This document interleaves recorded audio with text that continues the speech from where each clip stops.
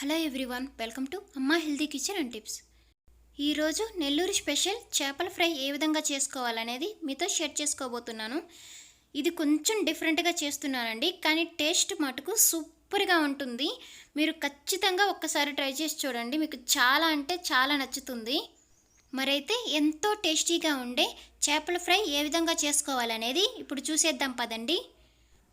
ముందుగా ఒక mixie jar తీసుకుని అందులో ఒక ఆనియన్ ముక్కలు, 2 పచ్చిమిర్చి ముక్కలు, కొద్దిగా కొత్తిమీర యాడ్ చేసుకొని వాటర్ ఏమీ లేకుండా బాగా మెత్తగా బ్లెండ్ చేసుకోవాలి.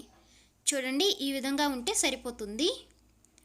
ఇప్పుడు కలుపుకోవడానికి వీలుగా ఉండే ఒక గిన్నెని తీసుకొని అందులో మనం బ్లెండ్ చేసి పెట్టుకున్న ఈ పచ్చిమిర్చి ఇంకా ఆనియన్ పేస్ట్ని ఒక 2 టేబుల్ స్పూన్లు యాడ్ చేసుకోవాలి.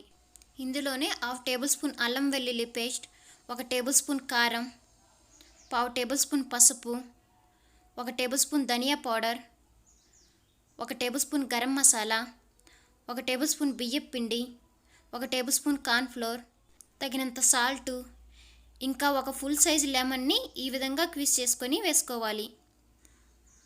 ఇప్పుడు వీటన్నిటిని బాగా కలిసేటట్లు కలుపుకొని ఇప్పుడు మనం ముందుగా వాష్ చేసి పెట్టుకున్న ఈ చేప ముక్కలకి ఈ మసాలా అంతా బాగా పట్టించాలి. ఈ చేప ముక్కల్ని మీరు క్లీన్ చేసుకునేటప్పుడు కొద్దిగా పసుపు ఇంకా నిమ్మకాయతో బాగా వాష్ చేసుకోండి, అప్పుడు ఆ స్మెల్ అనేది లేకుండా ఉంటుంది. ఇప్పుడు ఒక ఫోర్క్ సహాయంతో ఈ విధంగా ఘాట్లు పెట్టండి. అలా పెట్టడం వల్ల లోపల వరకు ఆ మసాలా అంతా వెళ్ళి చేప ముక్క మనం తినేటప్పుడు బాగా టేస్టీగా వస్తుంది. ఈ విధంగా మసాలా మొత్తం చేప ముక్కలకు పట్టించిన తర్వాత వేరే బౌల్లోకి ఈ చేప ముక్కలన్నిటినీ వేసుకొని ఒక 1 అవర్ పాటు డీప్ ఫ్రిడ్జ్లో పెట్టుకోవాలి. మీరు బయట కూడా పెట్టుకోవచ్చండి, కానీ డీప్ ఫ్రిడ్జ్లో పెడితే ఏంటంటే ఆ మసాలా అంతా చేప ముక్కలకి బాగా పడుతుంది. మనం ఎంత బాగా ఈ చేప ముక్కలకి మసాలా పట్టిస్తామో చేప ముక్క అనేది అంత టేస్టీగా ఉంటుంది తినేటప్పుడు. 1 అవర్ తర్వాత దీన్ని తీసేద్దాం. ఇప్పుడు స్టవ్ మీద ప్యాన్ పెట్టుకొని అందులో ఒక 1/2 గ్లాస్ వరకు ఆయిల్ వేసుకోవాలి. ఆయిల్ అనేది మీరు కాస్త తక్కువ వేసుకోండి. మనం చేప ముక్కలు ఫ్రై చేసిన తర్వాత ఆయిల్ అనేది మనం వేరేగా యూజ్ చేయలేము. ఇప్పుడు ఆయిల్ అనేది బాగా వేడెక్కాక మనం ఈ చేప ముక్కల్ని ఒక్కొక్కటిగా వేసుకోవాలి.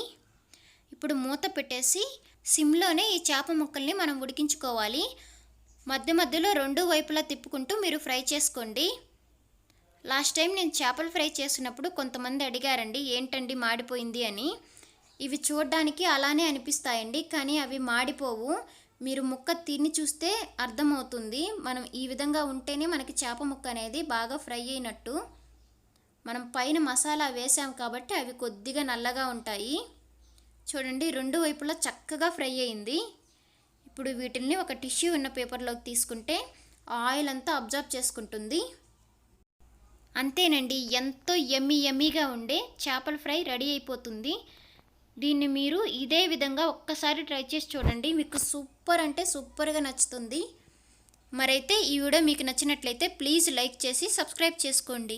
మీ ఫ్రెండ్స్ అండ్ ఫ్యామిలీ మెంబర్స్కి షేర్ చేయండి. Thank you so much for watching.